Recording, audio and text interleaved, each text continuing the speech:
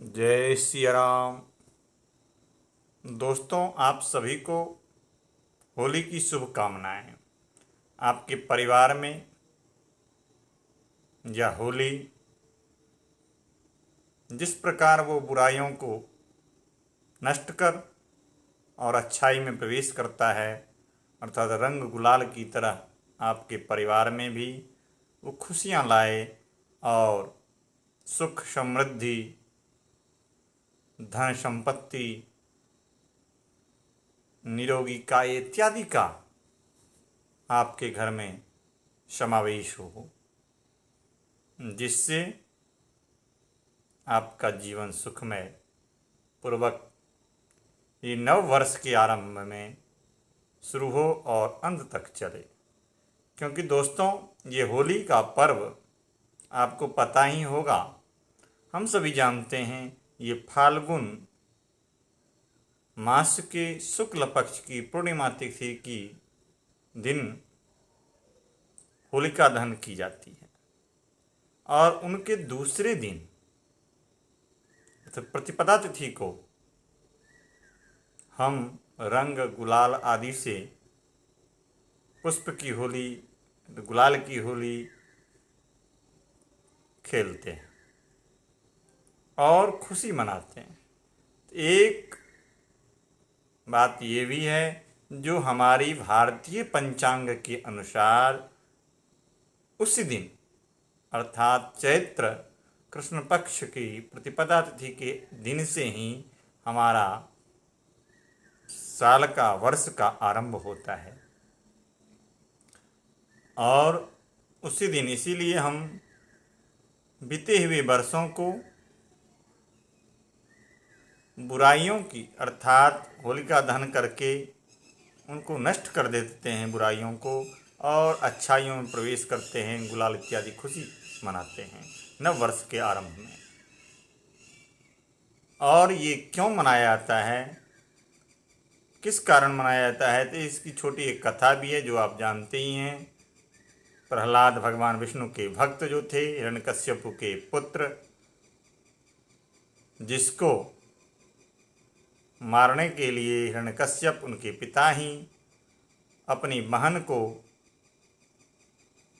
आग में जलने के लिए अर्थात उन प्रहलाद के गोद में लेकर के आग में जलने का आदेश दिया था, और वो होलिका भगवान विष्णु की कृपा से स्वयं जल गई और प्रहलाद भक्त जो था वह उसमें जीवित ही रहा। उसी दिन से ये परंपरा चली आ रही है और इस परंपरा को हम आज नहीं, बहुत दिनों से हम इस परंपरा को ढोते आ रहे हैं। उस दिन हम होलिका दहन करते हैं, बुराइयों को नष्ट करते हैं। तो इस चीज़ को हम अच्छे ढंग से मनाते हैं, तो हमें अच्छे ढंग से मनाना भी चाहिए दोस्तों, क्योंकि उस दिन आप को चाहिए प्रातःकाल उठकर ब्रह्म मुहूर्त में उठें और ब्रह्म मुहूर्त में उठ कर के स्नान इत्यादि नित्य क्रिया करके भगवान विष्णु और लक्ष्मी का ध्यान करके उनका पूजन यथोपचार जितना जैसे आपकी बुद्धि है, विवेक है, अपने विवेक और बुद्धि के अनुसार उस दिन भगवान विष्णु का प्रातःकाल पूजन करें।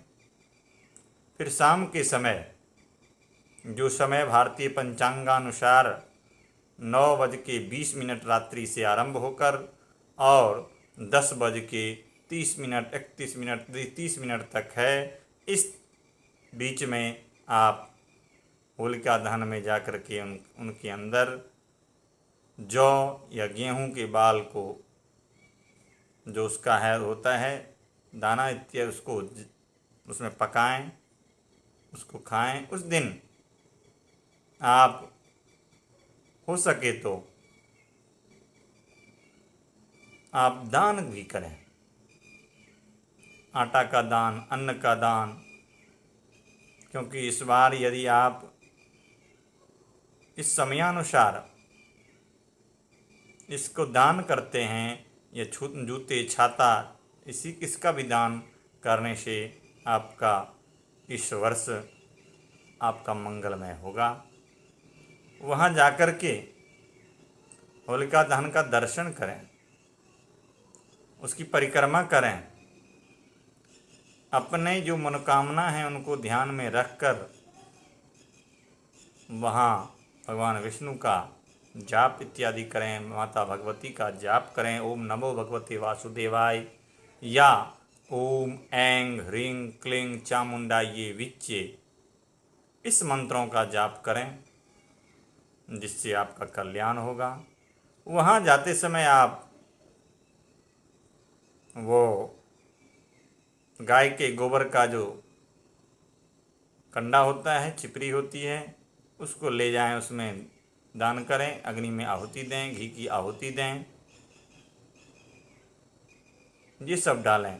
लेकिन दोस्तों ये भी ध्यान में रखें, लोग क्या करते हैं, किसी के घर के दरवाजे किसी का कुछ लेकर के उसमें डाल देते हैं, ऐसा आप ना करें, ऐसा पाप ना करें।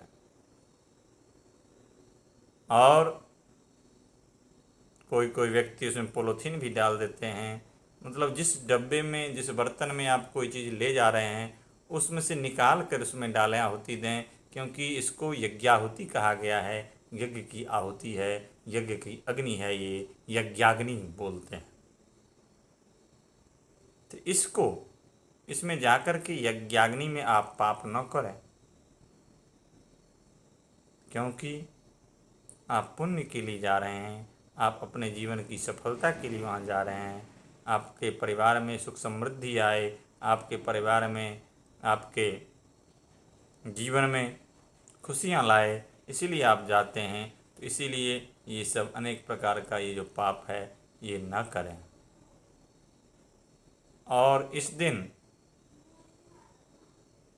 शुभ मुहूर्त भी है, उस शुभ मुहूर्त में यदि हो सके तो, क्योंकि लगभग सूर्योदय का देशांतर और वेलांतर इत्यादि में देखा जाए तो उसमें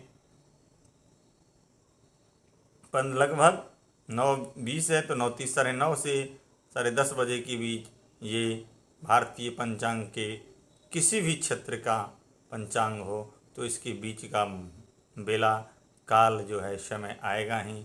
और इस समय यदि आप कोई पूजन अर्चन दान पुण्य ये करते हैं तो अवश्य ही आपका फलदायी होगा और आपके जीवन में सुख समृद्धि, ये अपार सुख समृद्धि लाएगा। इसीलिए ये उपाय अवश्य करें। और इस दिन हो सके तो गाय को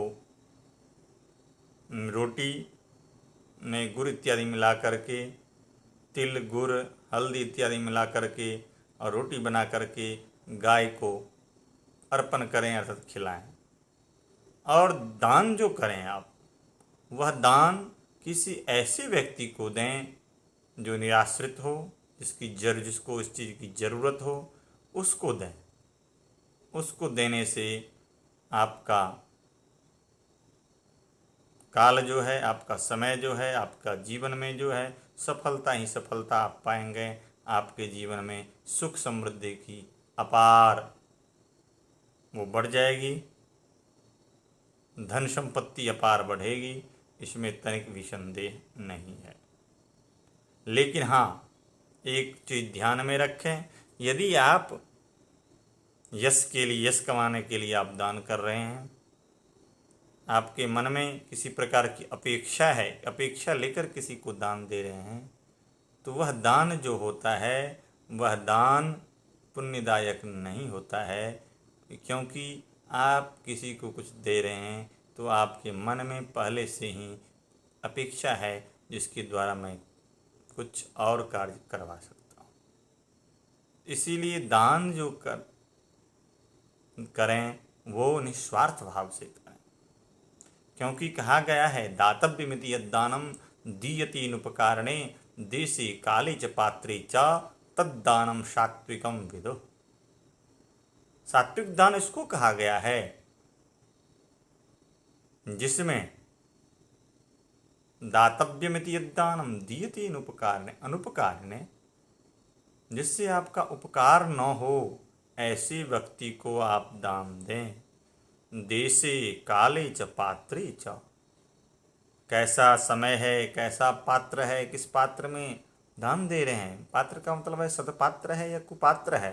यदि आपका दान लेने के बाद वह यदि व्यक्ति शराब पीता है, जुआ खेलता है, तो वो आपका दान निष्फल हो जाता है और वो आपको पाप के घड़े में आपको भी गिराता है, क्योंकि दान लेने वाला और दान देने वाला दोनों ही व्यक्ति उस पाप का भागी बनता है।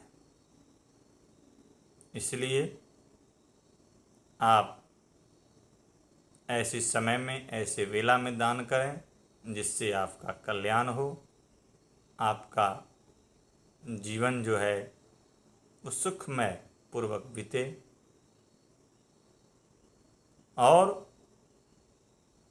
होली आप नशा मुक्त होकर के, मेरा आग्रह है, नशा मुक्त होकर के जी, क्योंकि ये पर्व जो है मिलन का पर्व है, प्रेम बढ़ाने का पर्व है। इसीलिए आप अपने परिवार के साथ अच्छे ढंग से होली खेलें, प्रेम पूर्वक होली खेलें, या किसी और मित्र के साथ यदि आप खेल रहे हैं तो वहाँ भी आप नशा युक्त होकर ना होकर, क्योंकि नशा मुक्त होकर के आप प्रेम आदि को बढ़ाएं, जिससे आपके वो प्रेम का बंधन जो है वो टूटे ना, वो आपका बढ़ता ही जाए, प्रेम और अगाध प्रेम में बदल जाए। क्योंकि रहीमन का एक दोहा मुझे याद आता है भी, रहीमन धागा प्रेम के मत तोड़ो चटकाए, टूटे पै फिर न जुरे जुरे गांठ पर जाए। अर्थात प्रेम रूपी जो धागा है, एक बार टूट जाने के बाद यदि वो जुटता भी है तो उसमें गांठ पड़ जाते हैं। इसीलिए वो प्रेम रूपी धागा को आप तोड़ने की प्रयास न करें और अपने इस पर्व को हर्षोल्लास के साथ मनाएं। बस, जय सिया राम।